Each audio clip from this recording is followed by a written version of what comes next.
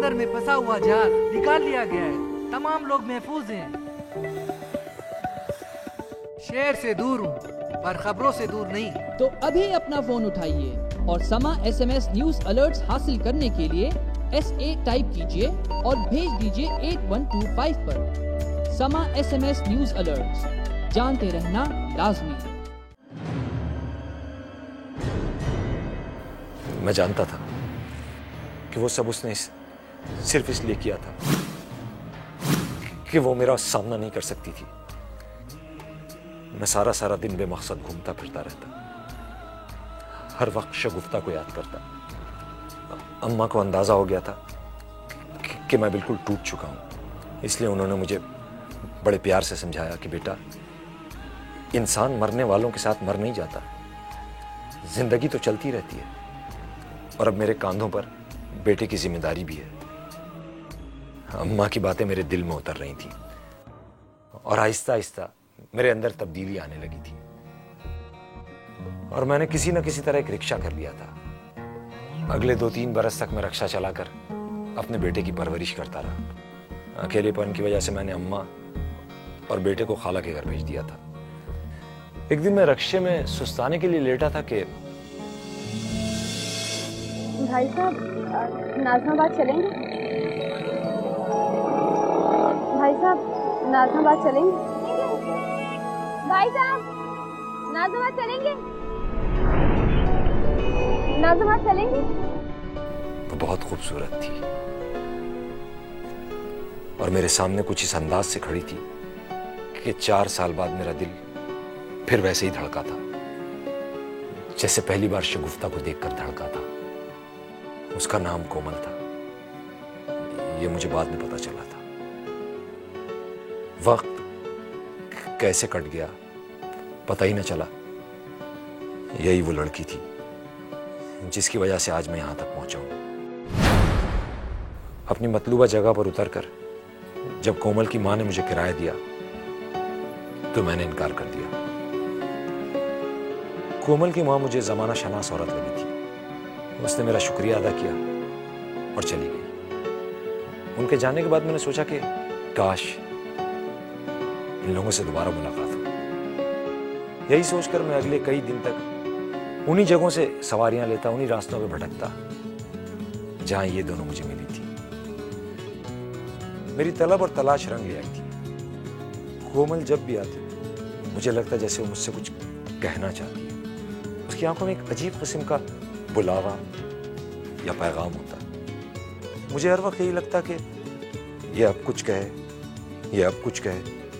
और एक दिन जब नसरीन रक्शे से निकलकर आगे चली गई तो कोमल ने मुझसे कहा कि अच्छा, कल सुबह 11 बजे प्लीज इसी जगह पे मिलना, सही है? मगर क्यों?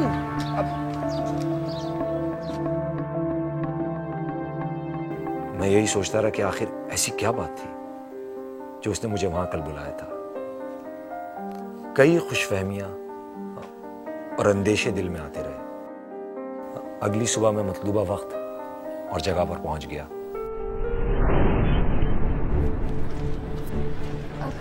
चले? हाँ, मगर कहाँ?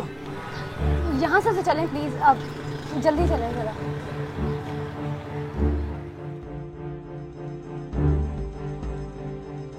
उसने मुझे बताया कि उसकी मां नसरीन किरदार की अच्छी नहीं और ये कि नसरीन कोमल से भी यही काम करवाना चाहती है।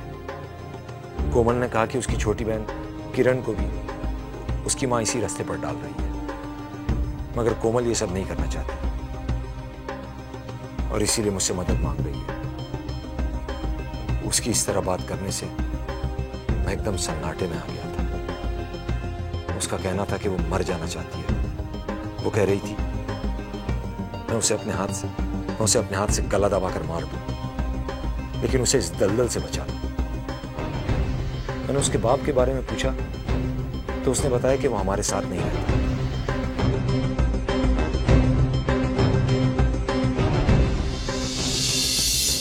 उसके रोते हुए हुस्न को देखकर मेरे दिल के तार छिड़ गए थे।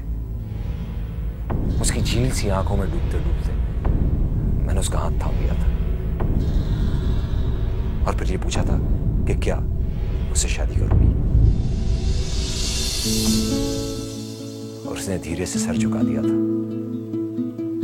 जैसे जमाने भर की जन्नत दे दी हो मेरे हाथों में।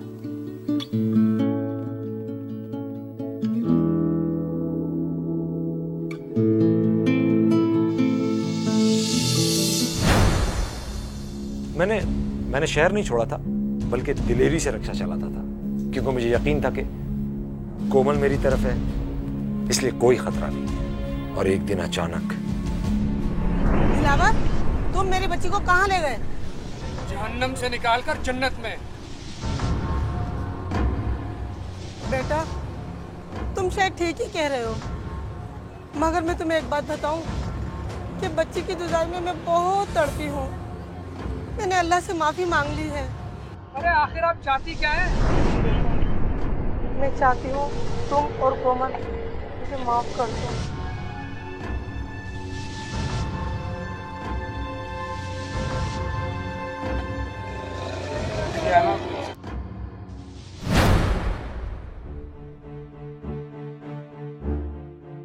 मैंने जब ये बातें कोमल को बताई तो वो अफसुर्दा सी हो गई थी।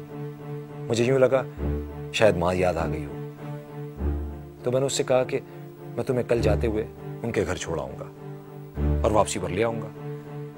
मेरी इस बात पर वो चुप सी हो गई थी। मुझे लगा शायद उसे मेरी बात पर यकीन नहीं आया है, इसलिए अगली सुबह ही कोमल को उसकी माँ के घर छोड़ते हुए मैं काम पर चला गया।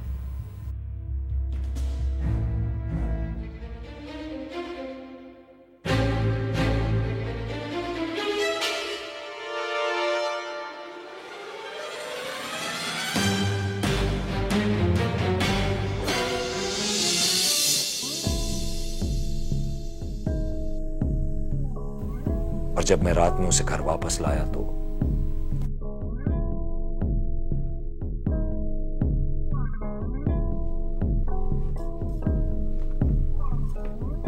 कोमल, आखिर बात क्या है? तुम रक्षा में भी चुप बैठी हुई थी, और वो आदमी कौन था?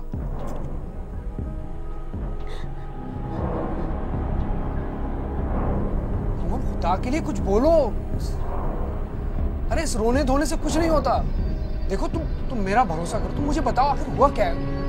क्या मसला क्या था? क्या बात है?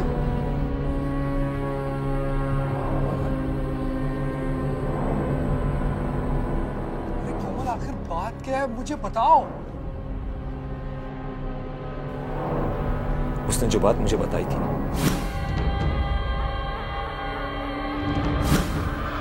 मुझे लगता था जैसे किसी ने मेरे खून में तेजाब मिला दिया। मेरा अंग अंग जल रहा था। मेरी आंखों ने आंसू किस तरह जब्त किए थे ये सब मैं ही जानता था।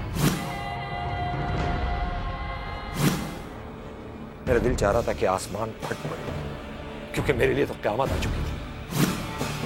ये सारी बातें उसने मुझे बताई।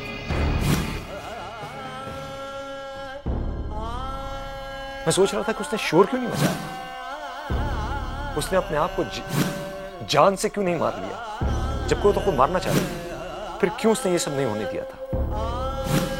मैं जूं सोचता जा रहा था, मेरा दिमाग और ज्यादा खराब होता जा रहा था। सोना तो दूर की बात, मेरा तो लेटने को भी दिल नहीं चाह रहा था, जबकि कोमल मजे से सो गई थी। ये बात भी मुझे अंदर से काट रही थी।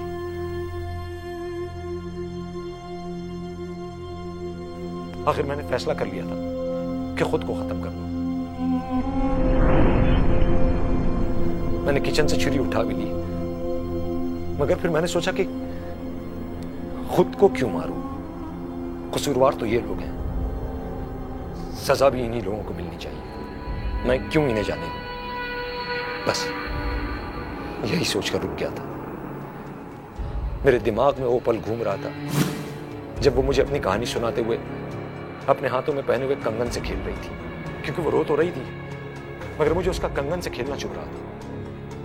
मैं सारी रात अंगारों पर लौटता रहा, जबकि मेरी बीवी इतने बड़े हादसे के बाद आराम से सो रही थी। तब मैंने फैसला कर लिया था कि कोमल, तुम तैयार हो जाओ। तैयार हो जाओ? मगर क्यों? वो तुम्हें तुम्हारी अम्मी के घर छोड़ना है। क्या?